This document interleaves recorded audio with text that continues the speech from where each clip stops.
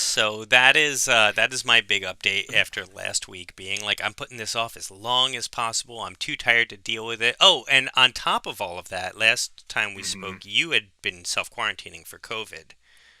I had been. We all got COVID. I'm good now. Oh, no, you did not. We did. How'd you get it? I had to go into work every day that week, and I Oh, that's right. yeah, and I picked it. I was working those long hours, and I picked it up in the office. Honestly, I think earlier that night before we started recording, I had told you that like Mm. dinner we couldn't fully taste. We Mm. had COVID, Oh so no. I'm good. We lost our sense of taste, which was the problem. Sure. Because I had just bought an entire wheel of brie, and Yeah, talk about bad timing. bad timing. I had just bought a bunch of like really nice food that I was gonna like treat myself, and so I have my sense of taste back like 80%. Like I'm, things are a Hmm. little dull, but I'm back. But my wife still has no sense of smell or taste. Uh, it's just Oh my gone. goodness. So she's devastated, but she's making the best of it. She is like, if I can't taste anything, this is a great way to go on like a veggie crash diet because Hmm. I can Because what just does it matter? what's it matter? Everything tastes like cardboard, so it's like grilled chicken and steamed vegetables. We're having like green veggie smoothies and stuff because she can't taste it. So she's just eating like so healthy because it doesn't matter. It doesn't taste nasty to her. She's like, I can't taste spices anyway. Let's do this. I'm like, okay, well, All right. I can mostly taste now, so like, I guess I'll, it's not as bad as it could be. It's still a little dull. I'm glad that you are all making the best of your COVID. Yeah, we're good Happy now. COVID. Yeah, we finally I'm so angry it finally hit us. We are so careful. I'm just happy my kid was okay. It was the Yeah. first time he'd ever been sick. And I was like, "Oh, Oh this is wow. yeah." But I mean that's the important thing. He's healthy. yeah, he's He's healthy. okay. We were really stressed and worried, but my wife was breastfeeding when she got her first two shots, and they did say that Mm. that would give you know, that would help pass it along to babies. If they were breastfeeding when you got vaccinated, they would get part of it. And apparently he did, and it really helped. So Oh, that's nice. Yes. it was because otherwise, and it happened like, it was mainly by the time we got really sick, it was like Friday. It's when like the worst of it hit us. So like Friday, Saturday, Sunday, we just kind of like hung out on the couch and watched cartoons, and then moved on. Hmm. But yeah, that was I don't have a lot of spooky stuff that we did. It was just and during that time period is when my son decided to become an escape artist. He wasn't going to let COVID Stop him. stop him. He had like some crazy leap in the middle of his COVID. That's amazing. I was like, "Why I mean, now? oh my god. I don't have the energy to put up with this right now." Yeah. So, what have you been up to? Well, I had a fun story. I'll go ahead with. Um, this past weekend, or it might have been 2 weekends ago. I don't remember anymore. We found out that Michael's, the craft store that we frequent most often, Mhm. wa had apparently gotten a bunch of shipments in of Halloween stuff. Oh, yeah, What I've had seen like 9 like TikTok, Vine, whatever they're called these days about how like spooky season has started and I was like, "What is happening?" it is TikTok. Vine is long dead. Way to Well, show you your know what I age. mean. Whatever those things Oh, that I know you. like pop up on my TikTok. Facebook. Like, Oh, I hate those. yeah. Yeah, what had apparently happened was, remember the Suez Canal disaster That stuff that finally held up showed up. people? Yeah, so that's what happened. I asked the cashier. I was like, "What happened exactly?" I heard it was a shipping problem. They're like, "Yeah, because the Suez Canal blocked up everything for so long. Some of that stuff is just getting to stores now." So Michael's got a huge shipment of like Halloween stuff in, that they had to just move. So it was all discounted at 90% off. I ended up spending $30. I got $300 worth of Oh, you decorations. should have texted me. I should have. I'm sorry. Oh, I cannot believe you're telling me this after the fact. You're a bad co-host. I thought it would make a good story. It's a great Um, story that we could have commiserated about. yeah, I got a ton. I got $300 worth of stuff. Mostly just like little just like easy crafts.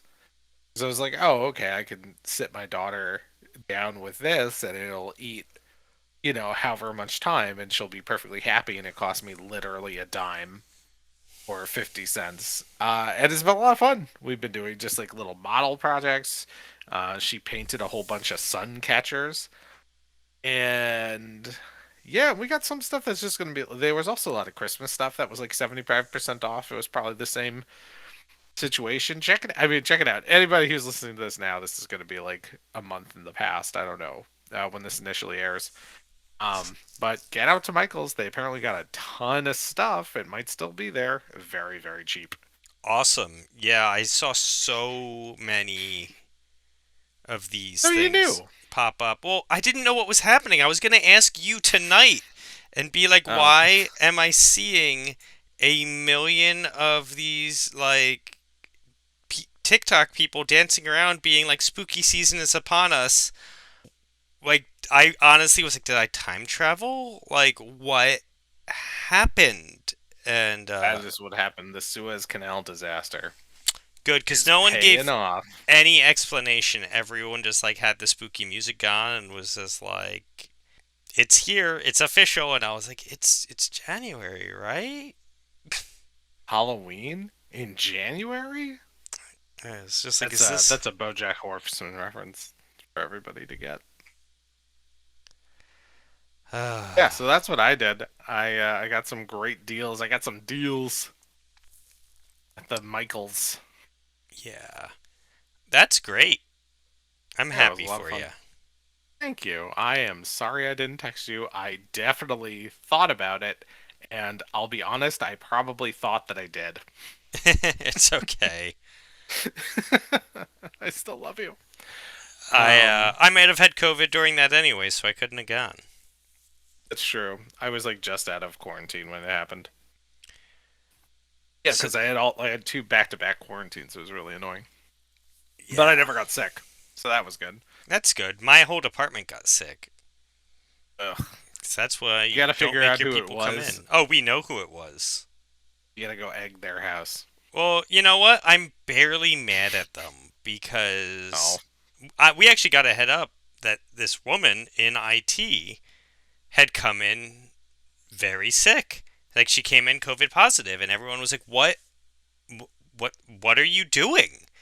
And she was just like, "They give us 5 sick days a year, and they took away that thing where if you had COVID, you could stay home. It's January. I'm not wasting my 5 days." And she just sat down at her desk and gave it to all of IT. And I hate that. I I hate that story. I hate it on every single level. She was like, maybe if the entirety of IT for a major company goes under, they'll bring back that policy and let us stay home. What have you been doing with your adult time? I watched two movies recently that I think are worth talking about. Briefly. One, The Conjuring 3. Caught it on HBO. Oh, how was it? And don't bother. Don't bother? Don't bother with don't bother with The Conjuring 3. I mean, like, I've seen all the other Conjuring movies. If you've watched all the Conjuring movies, like, I've watched all the Conjuring, Annabelle, Nun. I've seen the spin-offs. I haven't seen La Llorona, actually. But I thought, oh, I like the Conjuring movies well enough. We check this out, and I thought it was uh, just the absolute dullest of the Conjuring I multiverse. That's why I Verse. haven't watched it yet. I heard it was more of like a court procedural, like it was less scary, more like religious supernatural court procedural type of a movie. Yeah, it was just what. Yeah, it definitely wasn't as scary as the other Conjuring movies. I thought Conjuring 2 was a pretty big step down from Conjuring 1. I love So the did Conjuring I. 1. One was I thought amazing. it makes sense that these stories get weaker as they go on when you realize that the Warrens themselves were pretty in real life they were pretty they were grifters. I think that they're pretty well known for having made so much of this stuff up or played it up for the cameras. Yeah. Um and this is a case where you could really tell. It's just like this person that they're defending through this, it's like he should just go to jail. Like even like no, like even in the fictional version of this story, it's just like yeah, you wouldn't believe what he said at all.